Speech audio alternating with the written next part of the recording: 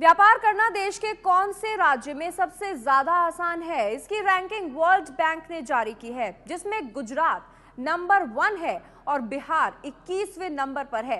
1 से लेकर 6 तक एनडीए के राज हैं। व्यापार करने की आसानी में बिहार 21वें नंबर पर है। ये विश्व बैंक ने राज्यों की लिस्ट जारी की है।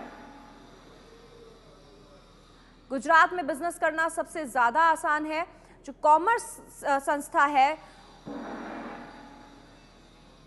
कॉमर्स मंत्रालय जो है वो उसके हिसाब से, और 21वें नंबर पर बिहार आता है। अब आप समझ सकते हैं कि बिहार कितना पिछड़ा हुआ है। और ऐसे 6 राज्य हैं 1 से लेकर 6 तक जो एनडीए के ही हैं, और गुजरात नंबर 1 पर है। वहां पर इसका मतलब ये होता है कि बिजनेस करना कौन से राज्य में आसान है, यानी कि अगर कोई भी निवेशक निवेश करना चाहता है किसी राज्य में तो कितनी आसानी होगी, कितनी आसानी से कागजों का काम निपटेगा, कितनी आसानी से जो जरूरत की चीज है वो मिल जाएंगी। ये सारी चीजें महत्वपूर्ण होती हैं, जिसके मद्देनजर ये आंकड़े जारी किए जाते हैं। हमारे साथ जुड़ गए हैं शिशिर सिन्हा।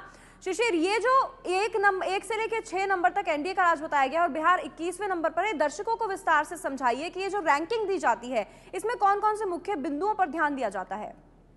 देखिए, सबसे पहले तो ये ध्यान दिया जाता है कि आपको कोई अप्रूवल लेना है तो वो कितने कम समय में आपको मिल सकता है। दूसरा ये ध्यान दिया जाता है कि अप्रूवल लेने की लागत कितनी होती है। तीसरा मुद्दा ये होता है कि क्या आपको कागजी कार्रवाई बहुत ज्यादा करनी है, कितने तरह के फॉर्म्स भरने हैं।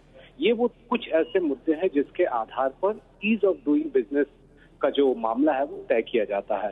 ये आपको बता दूं कि अगर वर्ल्ड बैंक की जो रिपोर्ट है देश के हिसाब से, उसमें भारत 140 नंबर से भी ऊपर की स्थिति में है।